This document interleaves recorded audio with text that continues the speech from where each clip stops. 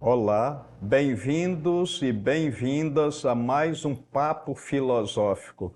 Desta vez vamos continuar abordando sim a condição humana, mas a partir do pensamento estruturalista do antropólogo francês Claude Lévi-Strauss. Então, a antropologia, ela vai surgir verdadeiramente no século XIX. Qual é a finalidade? Inicialmente, ela vai dar apoio à ocupação da África pelos países europeus, né?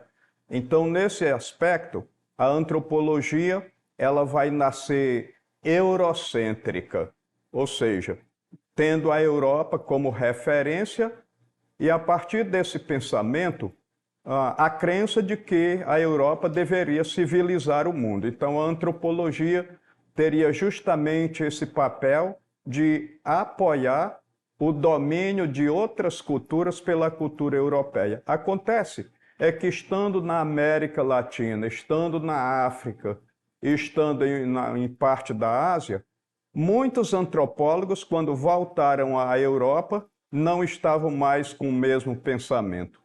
Então, de repente, se começa a perceber que nesses locais que deveriam ser civilizados pela Europa, havia também cultura, aspectos bons e aspectos ruins, os bons que deveriam ser aprendidos e os ruins que deveriam ser, digamos assim, denunciados. Então, é nesse aspecto que a condição humana ela vai ser hoje abordada a partir desse pensamento estruturalista de Claude Lévi-Strauss.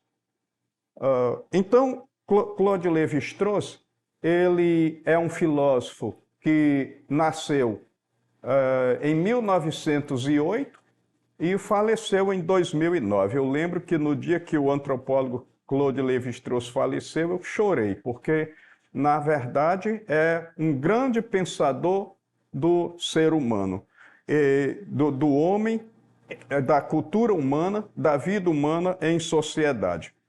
Então, nós temos aí uma frase muito importante do Claude Lévi-Strauss. Meu desejo é um pouco mais de respeito para o mundo que começou sem o ser humano e vai terminar sem ele. Aí você diz, Claude Lévi-Strauss era alguém ateu? Aqui não vem ao caso.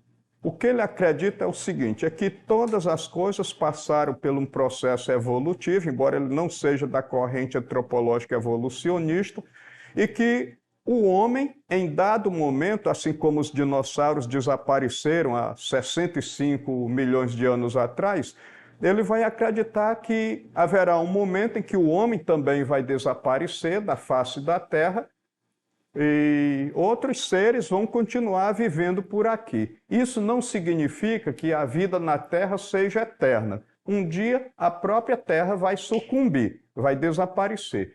Um dia esse universo no qual vivemos, ele vai acabar.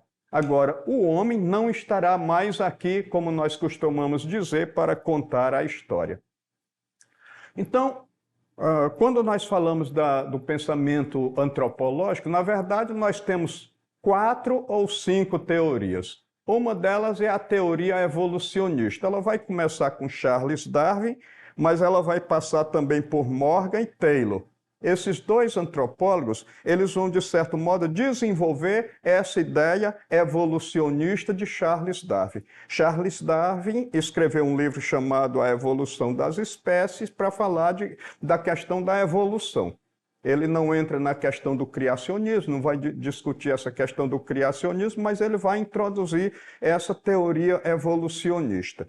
O Morgan, em especial, ele vai dizer que o homem passou por 3 estágios. A cultura humana ela passa por 3 estágios. Então, ela sai da selvageria, chega à barbárie e depois desenvolve a civilização. Então é isso que vai acontecer. Por outro lado, nós vamos também ter o Taylor que vai, de certo modo, definir o que é cultura e o que é civilização. Ao contrário, nós vamos ter a corrente difusionista. Então, enquanto que os evolucionistas acreditavam que todos nós saímos da barbárie e vamos para a civilização, primeiro a selvageria, depois a barbárie e por fim a civilização, a crença é de que todo grupo humano vai chegar a um alto grau de evolução. Então vamos pegar, por exemplo, a Revolução Industrial. A gente sabe que a Revolução Industrial ela teve início na Inglaterra, beleza. Agora, a questão é a seguinte: cada grupo humano, de forma isolada, vai fazer a sua revolução industrial algum dia? De acordo com o pensamento evolucionista, seria isso. Todos nós partimos da selvageria e um dia vamos chegar a um alto grau de civilização.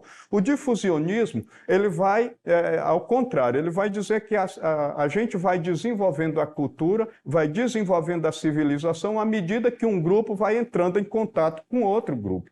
Então é desse modo que nós vamos chegar ao desenvolvimento. Uma cultura ela vai chegar à sua evolução a partir do momento que ela faz contato com outras culturas. Então, voltando ao exemplo da Revolução Industrial, nós podemos dizer que a Alemanha fez a Revolução Industrial, a Itália fez e mais tarde também o Brasil, porque os ingleses deram o primeiro passo. Então, a corrente difusionista, ela justamente vai trazer essa ideia de que o evolucionismo por si só não é completo. Por outro lado, nós vamos ter aí a terceira corrente, que é a corrente funcionalista, e ela vai ter como um grande expoente Bronislaw Malinowski, mas também vai ter Radcliffe Brown e outro que nós conhecemos muito na sociologia, que é o Émile Durkheim. Então, esse pensamento funcionalista, ele vai justamente dizer que o que ocorre é que cada cultura ela vai evoluir porque ela deixa de lado algumas práticas que não funcionam mais e vão colocando em prática outras coisas que funcionam. Por exemplo, quando está no inverno e fazendo muito frio, eu vou usar roupa de frio, eu vou usar agasalho. Quando está fazendo muito calor, eu vou tirar aquele agasalho mais pesado. E quando eu não tenho à disposição um agasalho pesado para a época do inverno, eu posso morrer. Então, essa corrente funcionalista, ela vai justamente optar por esse pensamento de que cada cultura vai crescendo, vai evoluindo, justamente porque ela vai aderindo a determinados tipos de coisas que vão contribuir para a sobrevivência e vão abandonando outras práticas que no decorrer do tempo, ou em função das mudanças naturais, ou em função de qualquer outra mudança que possa acontecer, determinados tipos de práticas vão sendo abandonadas e outros tipos de práticas vão sendo assumidas. Por outro lado, nós temos também a corrente relativista. Essa corrente ela é muito importante porque ela vai condenar o etnocentrismo e vai aderir àquele pensamento do relativismo cultural. E o que é o relativismo cultural? O relativismo cultural é aquela ideia de que nenhuma cultura é inferior e de que nenhuma cultura é superior. Cada cultura ela deve ser primeiro estudada e avaliada para a gente poder saber o que dentro de uma determinada cultura é um aspecto bom e o que é um aspecto ruim, negativo. Então, o relativismo cultural, ele vai justamente apontar para aquela ideia do respeito à cultura. Então, eu não posso partir do princípio que a minha comida típica é a melhor, que a minha música é a melhor, que a minha linguagem é a melhor, que a minha religião é a melhor. Cada cultura deve ser respeitada na sua singularidade de acordo com esse pensamento do relativismo cultural que vai se opor ao etnocentrismo, a centralidade na própria cultura. Nós temos, então, o estruturalismo, que é o papo que mais nos interessa. E do estruturalismo, nós vamos ter uma grande figura, que é justamente a figura de Claude Lévi-Strauss. Então, Claude Lévi-Strauss, França, 1908-2009, ele vai desenvolver essa antropologia estrutural. A proibição do incesto como expressão da passagem do fato natural da consanguinidade ao fato cultural da aliança. Isso aqui é um pouco difícil de ser entendido, mas o que nós precisamos entender a partir desse pensamento de Lévi-Strauss? É que muita gente, muitos historiadores escreveram e pensam que, na verdade, a cultura ela vai nascer quando o homem desenvolve o culto aos mortos.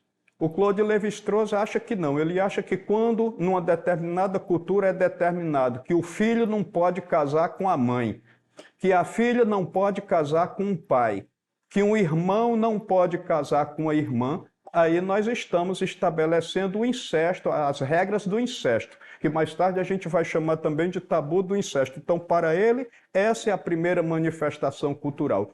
Então, a partir do tabu do incesto, nós podemos ter o casamento endogâmico e o casamento exogâmico, por exemplo.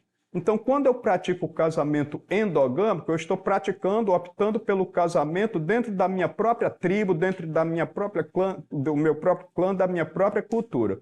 Então, para Lévi-Strauss, isso aqui pode até atrofiar uma cultura, porque vamos supor que num determinado grupo social onde haja poucas mulheres para o casamento e muitos homens, então isso vai dar um desequilíbrio dentro daquele grupo cultural. Agora, quando eu adoto, ao contrário, o casamento exogâmico, ou seja, eu, acriano ou acriano, posso me casar com a alemã, e isso vai ajudar o desenvolvimento da cultura, é um pouco de acordo com aquele pensamento difusionista também, porque vamos supor que uma alemã, minha esposa, ela não saiba consumir o açaí. E eu, não sendo alemão, eu não saiba consumir o chucrute alemão. Então, se de repente a gente vai habitar numa cultura onde faltou açaí, eu posso, mesmo sendo acriano, consumir a comida alemã. Aonde nós vamos habitar? Se estiver faltando alguma comida aqui da região amazônica, eu estando casado com essa mulher, ela vai poder, mesmo sendo alemã, optar por se alimentar de coisas aqui da nossa região. Então, isso gera a possibilidade de uma ampliação desse grupo cultural que aceita, por exemplo, o casamento exogâmico. Quer dizer, eu posso me casar com pessoas de fora do meu grupo, do meu clã, da minha tribo, por assim dizer. Então, nesse aspecto, o estruturalismo ele vai entender que cada sociedade ela vai justamente criando esse seu desenvolvimento, que vai iniciar com o tabu do incesto, que vai, de certo modo, influenciar em todos os aspectos da cultura. Inclusive, essa questão do incesto é abordada até na questão religiosa, até na nossa Bíblia cristã. Então, uma outra coisa importante é que a antropologia estrutural é um termo criado por ele, Claude Lévi-Strauss, na busca de elementos duradouros e correspondências estruturais entre sociedades de tipos diferentes, para descobrir se existem estruturas fundamentais que seriam a base da antropologia. Então, nesse aspecto, eu estava colocando aqui, por exemplo, a criação da cultura, na cultura do tabu do incesto como uma das referências de fazer poder evoluir ou involuir uma determinada cultura. Lévi-Strauss adere a uma concepção de natureza como domínio do universo daquilo que nos é dado, isto é, presente na nossa concepção como ser humano, enquanto cultura é visto como aquilo que é particular e construído através das inúmeras ações humanas e, por isso, variável entre indivíduos e grupos humanos. Então, vamos pensar no seguinte. Quase todos os grupos indígenas aqui da nossa região, eles são capazes de plantar a banana, que é uma fruta aqui da região amazônica, que tem outras regiões do Brasil e do mundo. Agora, eles são obrigados a consumir esse alimento todos da mesma forma? Não. Por exemplo, um grupo indígena aqui do Acre, por exemplo, ele pode fazer a caiçuma, uma bebida. E essa bebida ela pode ser consumida tanto em momento de confraternização, e em outro grupo pode ser justamente consumido num ritual religioso. Alguns podem utilizar a banana para fazer uma espécie de farinha e outros podem usar a banana para comê-la cozida. Então, desse modo, a banana ela pode ser um dado natural aqui da nossa região. Agora, a maneira dela ser consumida, ela não é determinada pela natureza. Aliás, não existe determinismo geográfico. O que nós podemos falar é de possibilismo geográfico, não é? Então, nesse caso, aquilo que a natureza oferece, ele vai ser utilizado, aquela coisa que a natureza oferece, ela vai ser utilizada de conformidade com cada grupo social. Nós não precisamos consumir um determinado alimento da mesma forma em grupos sociais diferenciados. Então, outra coisa que também é importante é que nós precisamos saber que o estruturalismo, ele visa justamente fazer uma reflexão para fazer com que a sociedade humana ela possa ser aprimorada, porque qualquer reflexão antropológica, ela prima necessariamente por um aprimoramento da cultura. Então, agora nós temos aí uma questão que nós vamos colocar à disposição e que ela está referida no nosso material didático. Então, essa questão no nosso material didático é a questão de número 3, onde vai relatar o seguinte: a oposição entre cultura e natureza não seria nem um dado primitivo, nem um aspecto objetivo da ordem do mundo. Seria preciso ver nela uma criação artificial da cultura, uma obra defensiva, que esta última teria cavado em redor de si, porque não se sentia capaz de afirmar sua existência e originalidade, a não ser cortando todas as passagens adequadas e demonstrar sua conivência originária com as outras manifestações da vida. Finalmente, poder-se-á talvez descobrir que a articulação da natureza com a cultura não se reveste de aparência interessada de um reino hierarquicamente pressuposto a outro, sendo irredutível a este, mas tem antes a aparência de uma repetição sintética permitida pela emergência de certas estruturas cerebrais dependentes da natureza, de mecanismo já montado, mas só ilustrado pela vida animal em forma desconexa e que concede em ordem espalhada.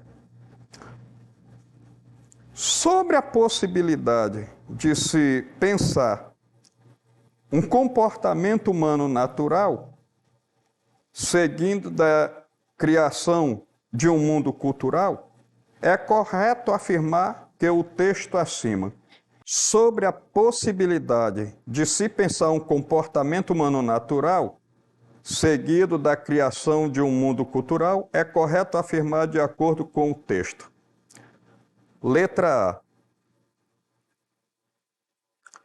Tem a esperança de encontrar, por meio da antropologia, alguns tipos de comportamentos anteriores à cultura?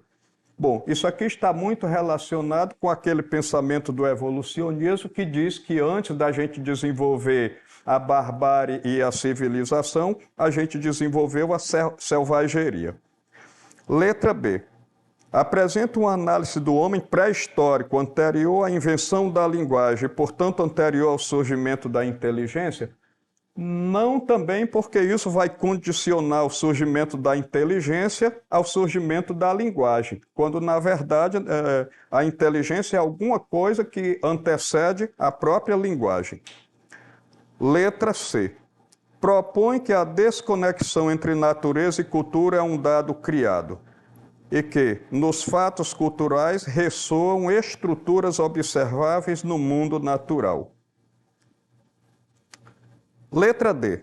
Defende que estado de natureza e a dimensão cultural posterior estão desarticulados, existindo entre ambos uma relação de hierarquia e grau de importância. Então, não necessariamente existe o mesmo grau de importância em relação à cultura, natureza e hierarquia. Letra E.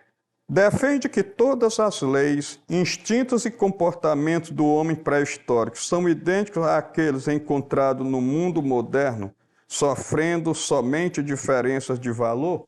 Não. Não apenas diferença de valor, mas também tem valores técnicos. O próprio Karl Marx dizia que a sociedade feudal te dará o moinho a vento, a sociedade capitalista te dará a máquina a vapor. Portanto, nós vamos ter como resposta adequada, propõe que a desconexão entre natureza e cultura é um dado criado e que nos fatos culturais ressoam estruturas observáveis do mundo natural. É aquela coisa lá da banana que eu falei. A gente pode plantá-la, mas cada grupo social pode consumi-la de modo diferenciado. Então, nós temos agora um convite para que vocês estejam no nosso próximo encontro, aonde a gente vai dar continuidade à nossa reflexão sobre a condição humana, mas a partir da figura de Michel Foucault, aquela ideia de vigiar e punir. Eu vou aguardar com muita ansiedade esse encontro com todos vocês. Muito obrigado e até lá.